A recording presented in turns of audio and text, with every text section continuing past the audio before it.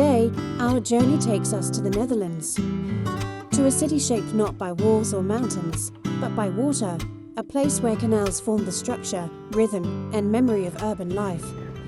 Before Amsterdam reveals its familiar bridges and narrow houses, it invites us to understand how a community built itself around water management, trade, and a careful balance between nature and design. Amsterdam's canal system is often admired for its charm, but its origins are deeply practical. The city sits on soft, low-lying land reclaimed from wetlands and marshes. To survive and grow, the early inhabitants created a system of canals, dikes, and waterways that allowed them to control flooding, stabilize the ground, and open routes for transportation. Over time, this necessity transformed into identity. The iconic canal belt, the Grachtengordel, developed mainly in the 17th century, during the Dutch Golden Age. Trade brought wealth, and the city expanded outward in carefully designed semicircles. Canals served as both infrastructure and social organization.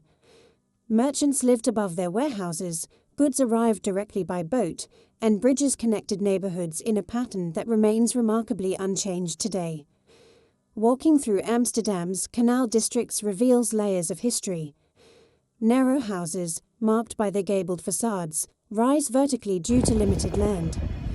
Many are tilted slightly forward, a feature once used to hoist cargo from boats to storage floors.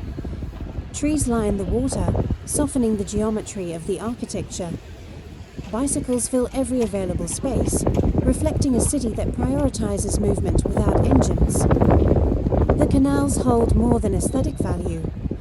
They represent a worldview that humans can coexist with water through constant attention rather than resistance.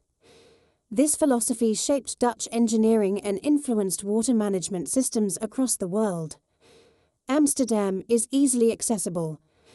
Schiphol Airport is one of Europe's major hubs, and trains connect directly to the city centre. The Netherlands is part of the Schengen area, so travellers from countries needing a Schengen visa, including visitors from Turkey, must apply in advance. Once inside the city, movement is simple. Walking, cycling, and boat routes offer different perspectives of the same spaces.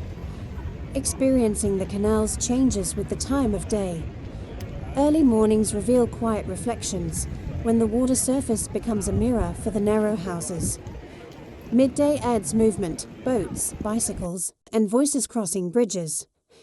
Evenings soften the city again, as lights reflect along the water and narrow streets glow beneath warm windows. Seasonal changes add further variation. In spring, blossoms form soft arches along the water. Summer fills the canals with life. Autumn brings golden leaves that drift between houseboats. Winter quiets the surface, and in rare cold years, sections may even freeze, connecting the city through pathways that feel almost timeless. Although the Canal Belt is a UNESCO World Heritage Site, it remains a lived environment. Houseboats serve as homes. Markets open near the water. Small shops occupy historic ground floors. The city continues to evolve while preserving the relationship between water, community, and design.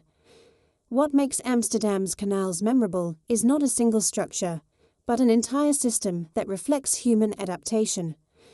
The canals are evidence of how a city can emerge from challenging conditions through creativity, cooperation, and a deep respect for landscape.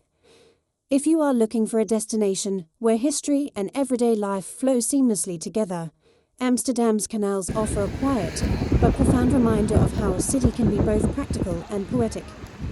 Here, water shapes movement, memory, and identity in ways that remain visible long after you leave.